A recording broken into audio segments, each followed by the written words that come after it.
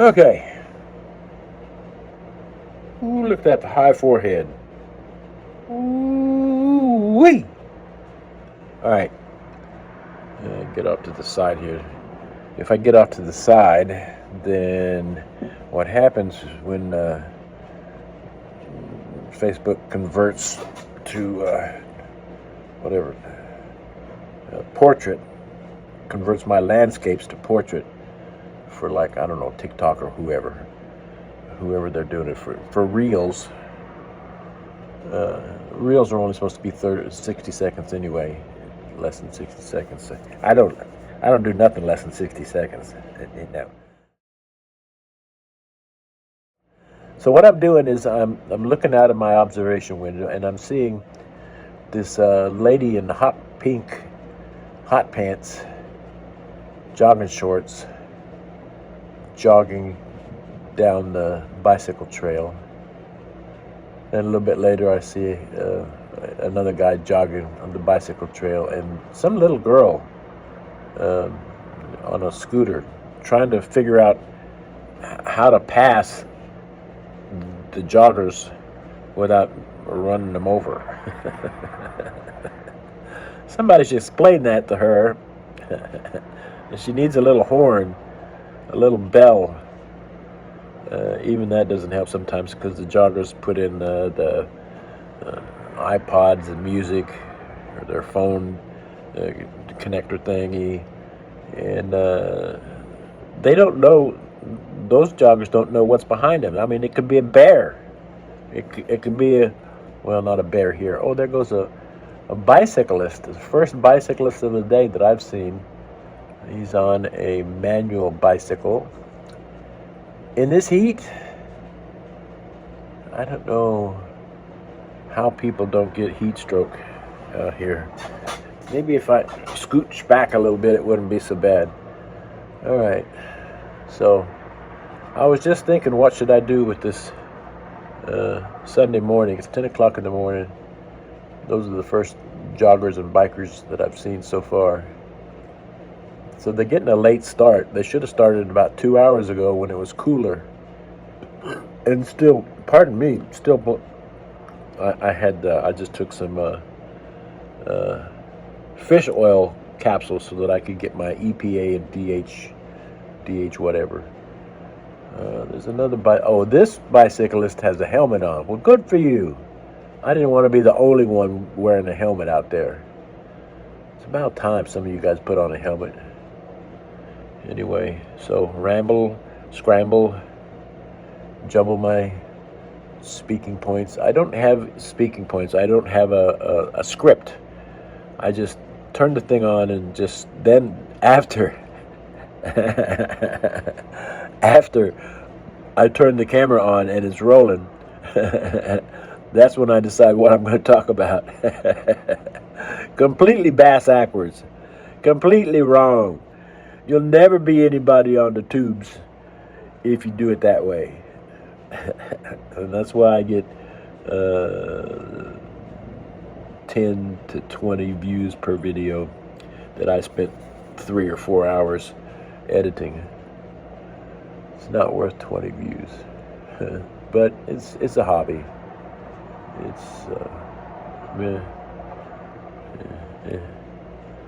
It's better than, like, I saw a guy. Hang on a second. I'm going to have to do this another time because this is a long story. So I'll just cut it off right here.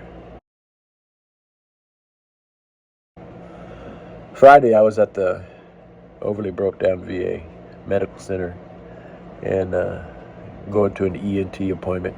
This ear is doing weird things. So I told the doctor, I mean, he must have been working there forever, because 15 years ago, that very same doctor was the one that took a long ass needle, and stuck it in my neck and sucked some, I had a big old tumor thingy, and sucked some of the juice out of it. And I remembered that because, man, that's not something you forget.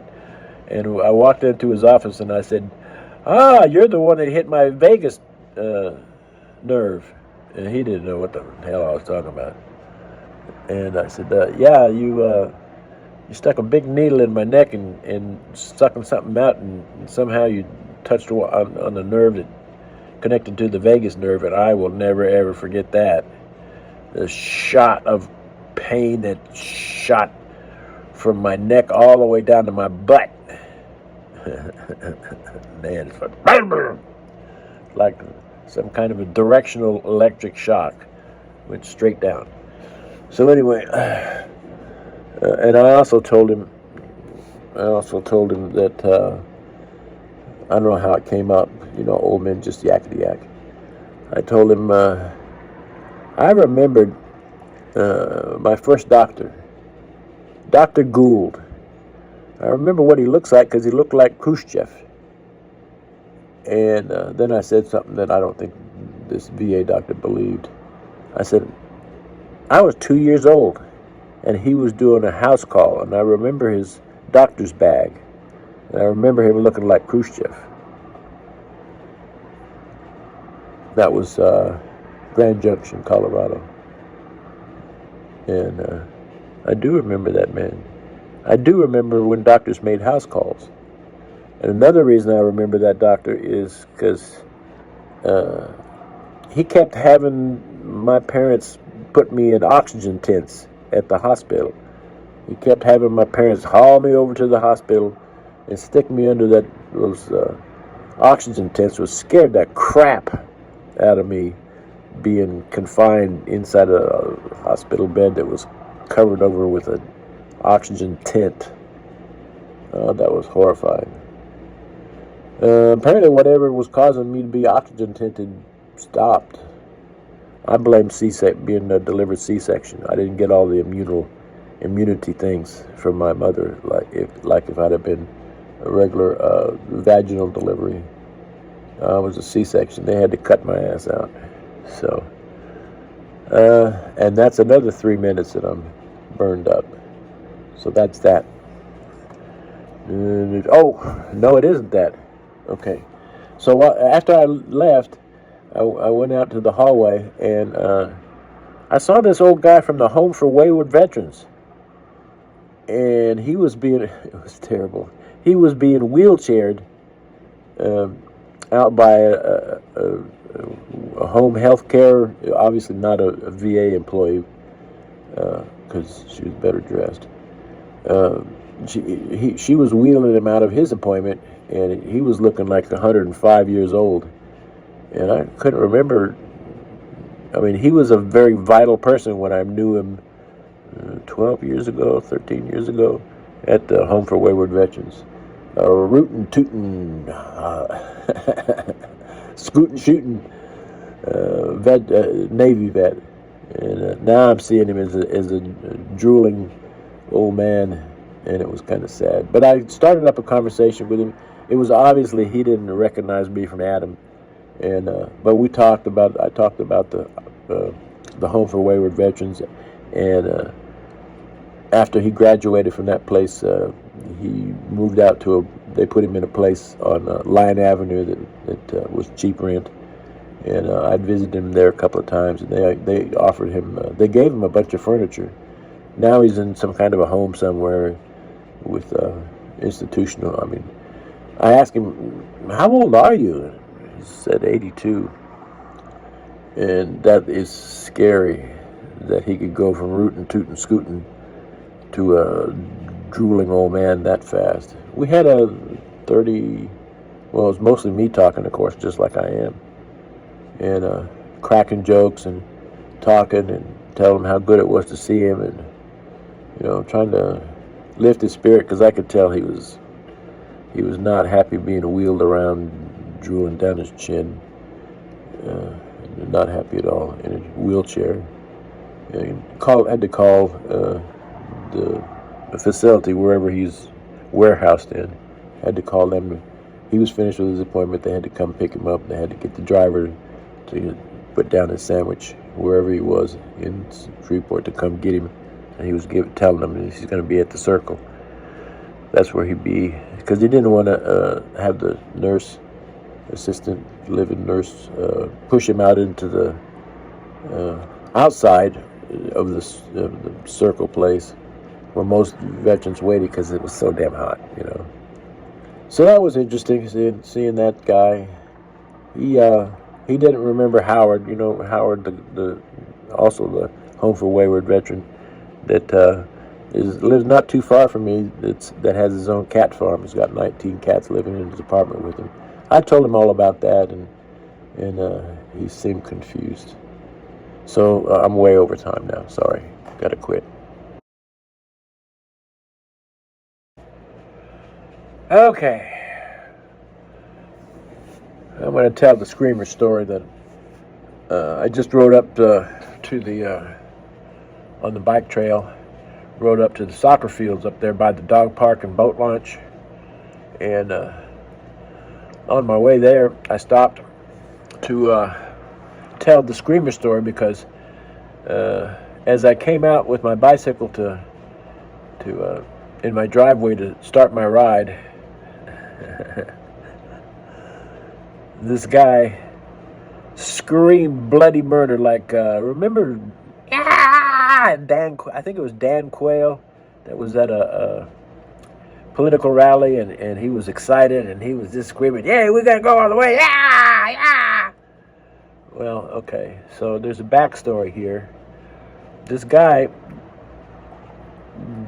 goes by my house, and every time he sees me as he's passing by on Clyde Fant, he rolled down his window real quick and screamed the Dan Quayle scream. Yeah! And there's a reason for that. The reason is a couple of months ago, I was riding my bicycle, and this guy ran through a stop sign. They do that all the time, especially over that way. There's this one stop sign that these people that live in this almost gated community of $300,000-$400,000 houses, which in Shreveport is a lot, and they don't look like they have that much money, except they all have nice cars and $300,000 house, but they look scraggly people. Anyway, I think they send their maids out to get stuff for them, and the maids are the ones that are running that one stop sign. But so, man, I just got off the beaten track, didn't I? So this guy ran this stop sign just as I was passing through, and as I passed right in front of him within a few feet, I did the Dan Quayle scream. I pointed at him and screamed, "Yeah!" and pointed at the stop sign. Anyway, ever since then, I must have scared him or something, because ever since then, every time he passes by and sees me outside somewhere, he screams. He does the scream. And, you know, he gets even. And I'm not going to go over there close to that stop sign anymore so that I can return the favor. No, that was too close. So, I'm going to let him get it out of his system. So, I reckon that's the screamer story. That was funny.